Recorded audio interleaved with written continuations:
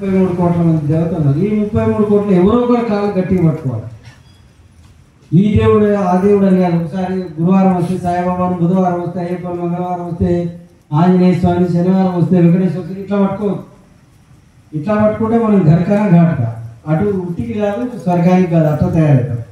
ఏదో ఒక దేవుని ఆంజనేయుడు, వెంకటేశ్వర స్వామినో, ఎల్లమ్మనో, మైసమ్మనో ఏదో ఒక దేవత యొక్క నామాన్ని మన నాలుక మీద మీరు ఏమన్నా పని చేయండి. స్నానం చేయండి, భోజనం చేయండి, వంట చేయండి, ప్రయాణం చేయండి, ఇంకేదన్నా చేయండి. మనం నిద్రపోకుండా ఉన్న మొత్తం సమయం అంతా మీరు ఏ పని చేస్తున్నా లోపల నామం నడుస్తూ ఉంటే ఆ నామం ఏ దేవుడిది అయితే ఆ దేవుడు మీకు నిడలాగా వెంబడిస్తారు. అంటే ప్రమాదాల నుంచి మనల్ని కాపాడతారు, మనకు వచ్చే కష్టాల నుంచి మనల్ని కాపాడతారు.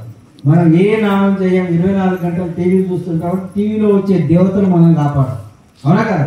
సీరియళ్ళలో వచ్చే దేవతలు మనం కాపాడతారా? అయితే అత్తను చంపాలి, లేదా కోడల్ని చంపాలి. ఇవే మనం నేర్చుకునేది. అలా కాకుండా మనం ఏదో ఒక సమయాన్ని ప్రతిరోజు ఉదయం పూట ఒక అరగంటలో 15 నిమిషాలు సంపూర్ణంగా భగవంతుడి ముందర కూర్చోవాలి. ఆ భగవంతుడి యొక్క నామాన్ని తలుచుకుంటూ ఉదయం సాయంత్రం భగవంతుడి ముందర దీపారాధన చేసి మీరు వండినటువంటి ఆహార పదార్థాన్ని భగవంతుడి ముందర నైవేద్యంగా పెట్టి తిన్నట్టయితే అది అమృతం అవుతుంది. భగవంతుడి ముందర పెట్టకుండా నైవేద్యం చేయకుండా తిన్నటువంటి తిండి రాక్షసులు తినే తిండి, పిశాచాలు తినే తిండి అవుతుంది. కాబట్టి భగవంతుడి ముందర పెట్టి ఎందుకు పెట్టాలి? దానివల్ల ప్రయోజనం ఏంటంటే ఆ పెట్టినటువంటి పదార్థం అమృతం అవుతుంది. మీరెంత చిరాగ్గా వండినా ఆ పదార్థం అమృతమై తిన్న వాళ్ళకి ఆయుష్ని, ఆరోగ్యాన్ని ఇస్తుంది. వాళ్ళ మనసు చల్లగా ఉంటుంది, వాళ్ళు ఆనందంగా ఉంటారు, దానివల్ల సంపూర్ణమైన ఆరోగ్యాన్ని ఇస్తుంది. ఇది భగవంతుడు మనకి ఏం చేస్తాడయ్యా, భగవంతుడు ఉన్నాడంటే ఆయన ముందర పెట్టడం ద్వారా మనకి ఇచ్చేటువంటి ఫలితం అది. భగవంతుడు తింటాడా? భగవంతుడు తినాలనుకుంటే మీరు ఇచ్చుకుంటూ సరిపోదు, మనం అందరం సరిపోదు. భగవంతుడు తినడు, భగవంతుడు దృష్టిని సారిస్తాడు, మనం పెట్టిన పదార్థాన్ని చూస్తాడు. ఆ చూడటమే ఆయన తిన్నట్టుగా. ఎప్పుడైతే చూశాడో ఆయన కళ్ళల్లో వచ్చేటువంటి పవిత్రమైన కాంతి, అమృతంతో కూడిన కాంతి ఆ అన్నం మీద పడ్డదనుకోండి, ఆ అన్నం అమృతం అవుతుంది.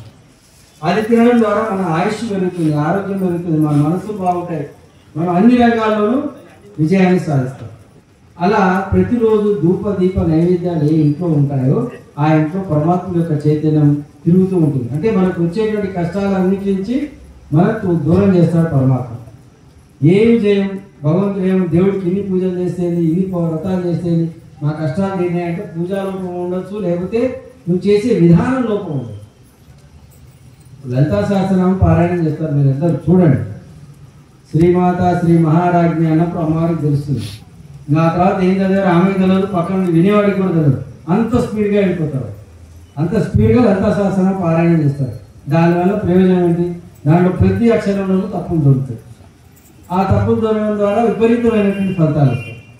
అదే మెల్లగా శ్రీమాత శ్రీ మహారాజ్ఞి చతుర్దికుండ సంభూత అని మెల్లగా చదివారనుకోండి, మనం చదివేటువంటి మనం అనేటువంటి అమ్మ యొక్క నామాలు స్పష్టంగా వస్తాయి, దోషాలు లేకుండా వస్తాయి, ఆ అమ్మకు చెందుతాయి. లేకపోతే మనం ఇంత స్పీడ్గా చదివితే ఆ అమ్మకు చెందవు, ఆ దానివల్ల వచ్చేటువంటి దోషం మనకు వస్తుంది. మనం ఇన్ని నామాలు చేసాము, రోజు ఏమంటారు లలితా పారాయణం చేస్తున్నాం, రోజు విష్ణు సహస్రనామం పారాయణం చేస్తున్నాం, మాకు ఏమొచ్చింది, ఎప్పుడు చూడు కష్టాలే మాకు అనుకుంటే తప్పేవద్దు. ఇక్కడ మనదే తప్పు. మనం స్పీడ్గా చదివి అక్షర దోషాలను పద దోషాలను చేస్తున్నాం కాబట్టి దాని విపరీతమైనటువంటి ఫలితాలు మనకు వస్తున్నాయి. కాబట్టి మనం పూజా విధానాన్ని కూడా మనం తెలుసుకొని పూజ చేయాలి. ఇంట్లో ప్రతిరోజు దీపం వెలిగించినప్పుడు పరమాత్ముడి ముందర కనీసం ఒక 5 నిమిషాలు ఈ దిక్కుమాలిన ఫోన్లన్నింటినీ పక్కన పెట్టి సైలెన్స్లో పెట్టి లేదా స్విచ్ ఆఫ్ చేసి ఒక 5 నిమిషాలు పరమాత్ముడి ముందర శాంతంగా కూర్చోవడం అలవాటు చేసుకోవాలి. ప్రతిరోజు ఉదయం సాయంత్రం, ఉదయం సూర్యోదయానికి 40 నిమిషాలు మనకు ఎప్పుడో మేలుకైంది, మనం ఎప్పుడో 10 గంటలకు 11 గంటలకు దీపారాధన చేస్తే దానివల్ల ప్రయోజనం లేదు. సూర్యోదయం నుంచి 40 నిమిషాల్లోపు ఏ ఇంట్లో అయితే దీపారాధన జరుగుతుందో, సూర్యాస్తమయం నుంచి 40 నిమిషాల్లోపు ఏ ఇంట్లో అయితే దీపారాధన జరుగుతుందో ఆ ఇంట్లో అమ్మవారి యొక్క సంపూర్ణమైనటువంటి ప్రేమ, ఆ అమ్మవారి యొక్క సంపూర్ణమైనటువంటి చైతన్యం ఆ ఇంట్లో ఉంటుంది.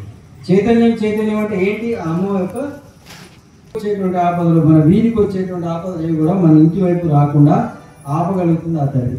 కాబట్టి సూర్యాస్తమయాల్లో దీపారాధన చేయడం, ఉదయం సాయంత్రం ఏది